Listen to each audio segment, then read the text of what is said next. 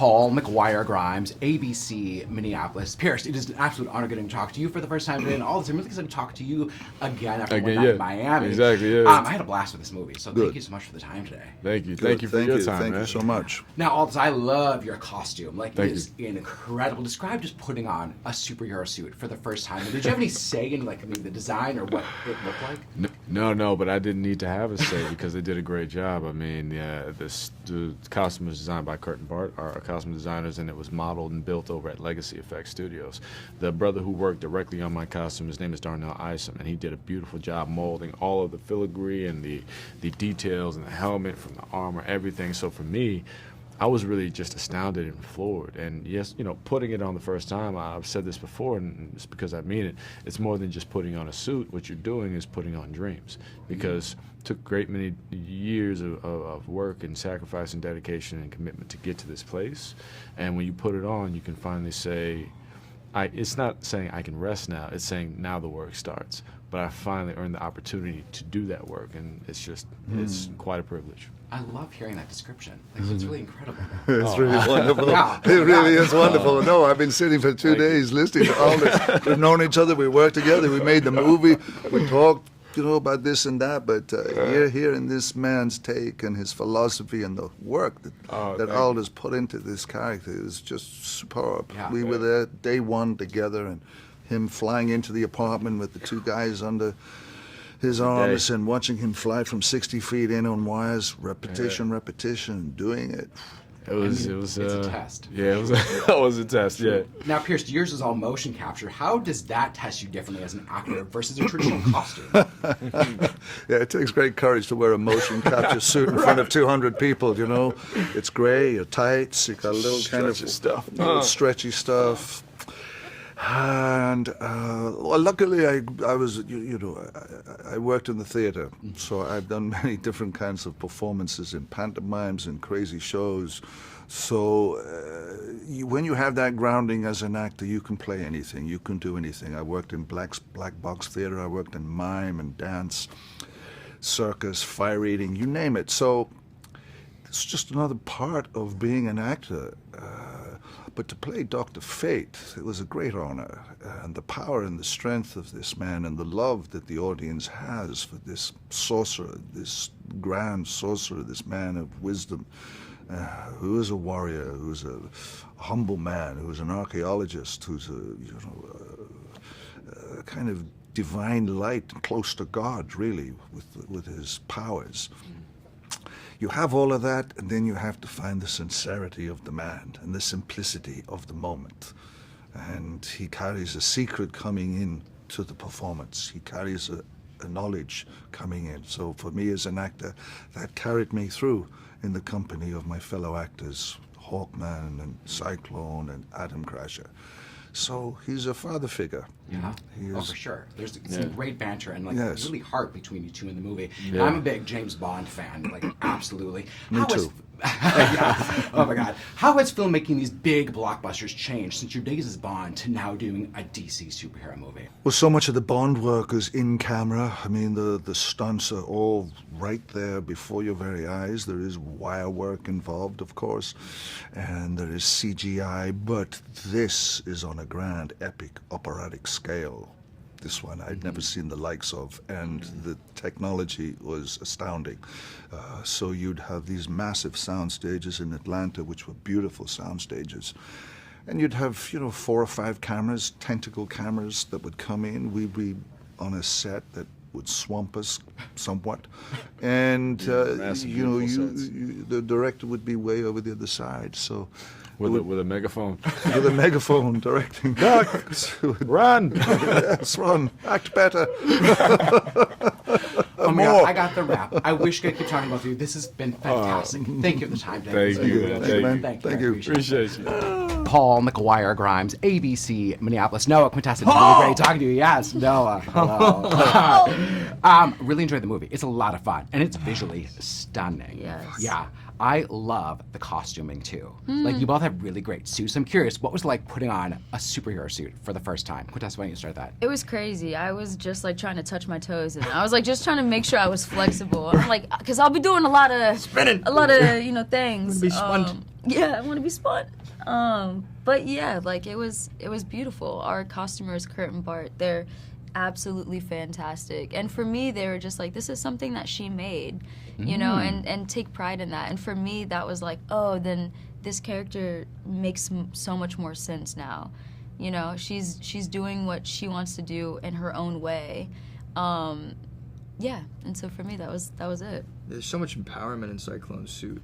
Yeah. Right? The way that she designed it. And with Adam Smasher, he gets it from his uncle. Right. So, you know, it fits nice, you know. Nice. But, you know, nice. It's all right, you know. A great little cameo too that you have with that actor. Fuck yeah, it is. Oh my God, what a shock. Right. Yeah. Describe the training process, because I read that you like study dance and Alvin Ailey, which I think is awesome. Yeah.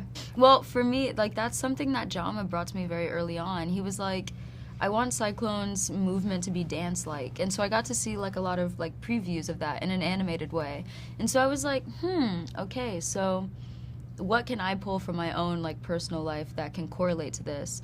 And I was also looking at other superhero films and the fact that if you see something, you can be like, oh, that's Wonder Woman, or oh, that's Superman, or oh, that's Batman.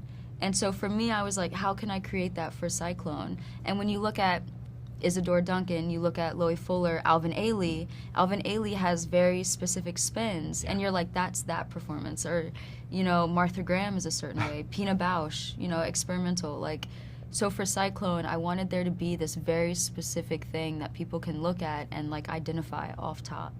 And so for me, it was just dance, I love you know, that. and finding her own specific nature of it. So he just showed up on set. It was really, Yeah. There wasn't a lot of prep. I'm dead. Noah, what did you do to like either Nothing. get into find what Smasher was like? Nothing, dude. No gym trips, just sitting back on the couch. So, We trained a muscle, lot. Yeah, we bro. trained. There was a lot of training for sure to go into it. And a lot of it was just breaking down the psychological profile of who Albert is and where he comes from and his family being, you know, having superpowers as well, and that bit of nepotism and privilege that he has when he walks into rooms, and just a lot of it was that, figuring out who he was and how he would react. And then we just all got into the same room for the first time, and they said action, and we just let it all rip, and it was so cool. I bet it'd be fun to make a movie like this. Talk about Dwayne Johnson's work ethic on set, and then does it elevate your game at all in a way that maybe you didn't expect? Yeah. Absolutely. It elevated everyone's, because I feel like he's so passionate about this. Like, he's been working on this forever. So to see that and to see his commitment and his team's commitment to making this happen was like, wow, this is what this whole industry is about, is like sticking to what you believe in and having a group of people around you that believe in the same thing and believe in that end goal. And that's what DJ gave all of us. He supported us and was there for us, and in a very like honest and friendly like way. And yeah. DJ is one of the greatest at what he does, which is not just showing up and being DJ, unapologetically, authentically himself, but it's the reason why he is, I think, probably the #1 entertainer on the planet at this point in time, is because of his ability to team build and to select the people around him that only uplift his cause. And when you're on set and you're experiencing that, of course you're inspired, because he selected you to be there, which means he believes in you. Yeah. And if he believes in you, you gotta believe in yourself. Period. Perfectly put. That's a wrap. Literally is. I just got the rap signal, so No, great wait, timing no, on that. So thank you, I appreciate it. That was a great ending.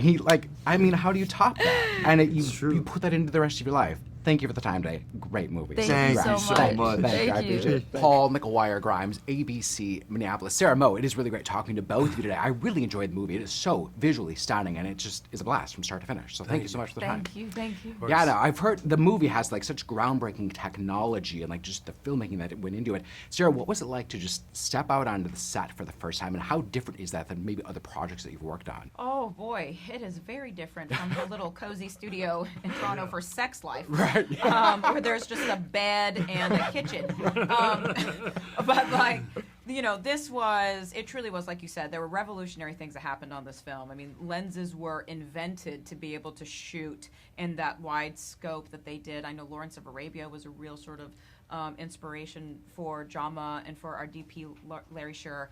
But it was, it was make-believe at its finest, because you didn't have to make-believe anything. It was just completely real. That big, mountain thing that I have to scale in the beginning, they really did make it hard. It was not, made easier for me to do, because it was make-believe. And it was just really, like you said, it's like visually, it's some of the most beautiful things I myself have witnessed. I've never felt like I could get emotional and cry during an action sequence, but I was so touched by it because it was so gorgeous. Yeah. It was like looking at, like watching Da Vinci, make a painting for the first time. You're just like, wait, what? That's great. Now, people know you so much from stand-up comedy. Yeah. How then is doing a big budget action movie test you differently? Obviously stand-up is a solo art form. You're on stage in front of a crowd. Similarly, in this film, there was such a large crowd whenever you're doing stuff. And so, coming from storytelling, I was really familiar with writing my own series, Mo.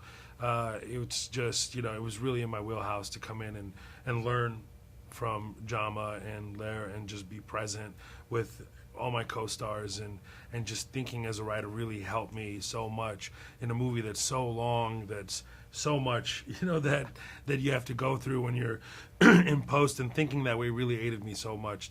Helped me a lot from scene to scene to make sure the buttons are there, and to being present to my scene partners and the flow and the timing of it all. So that's something that only stand-up can give you. Right. Describe Dwayne Johnson's work ethic on set, and does that elevate your game at all and what you bring to the table? Honestly, I feel like I elevated him, but it's all good. I mean, there is that. Yeah, I thought I brought so much to the table. He was just like, whoa, this is a lot. For me, I've never seen this kind of caliber before. And he saw Sarah, he was intimidated. I was like, I know, she's more muscular than you think she is. And she, no, he's really just an outstanding human being, obviously, just so beloved globally, and rightly so. Just stepping into his entrepreneurial hat and running such monster companies and being so busy yet being so present when he's on set. That's the thing that I'll take away from him. It's just really being inquisitive and being there for us. Yeah, for me it was like, I keep saying this about him, but he truly wants to see people win. And he acts like it. He's no stranger to sharing the spotlight with any of us. I mean, so many times on set, if he felt like his lines would be better, coming out of another character's mouth and it would service the story better, he was not precious about it. He was like, you take this, you take the funny, you take the chunk of the dialogue and you do it. And that it just really blows me away. You don't see someone of that caliber, especially in our business, do that. When we were in Mexico, it's like he introduces the film and does a thing, and the next thing you know, he passes on the mic to me and to Aldis, and it's like, whoa, wait, really? So he's just magnanimous, and he just wants everybody to win, and I love that. That's such a great lack of an ego, per se, and to get the community in the ensemble. For sure, and to just realize that it's like everybody can have a seat at the table. Right. It's like, I mean, there's a piece of pie for everyone. Yeah. I mean, we can keep going with these things, but yes, he's very inclusive.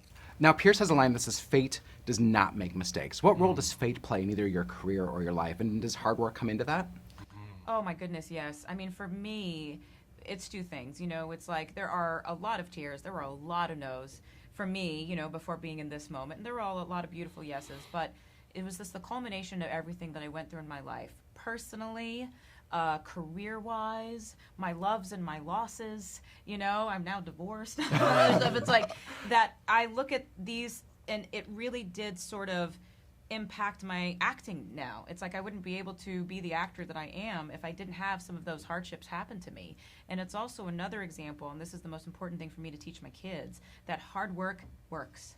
It was like no matter what size the role was, I treated it like it was the main, like I put just as much work into something that had one line when I was first starting out. That's something that was, super big, like leading a series or this movie. Yeah. Hard work works. Yeah, fate is a big part of my life. Yes, trust. Trust. I mean, I was born in Kuwait, fled war, ended up in Houston, saw stand-up comedy for the first time at the Astrodome to take me to where I am today. It takes a lot of belief and understanding in faith. Absolutely. Hard work works. I love that message. I got the wrap. Thank you for the time today. Thank you so It was much. great. I appreciate it. Thank you.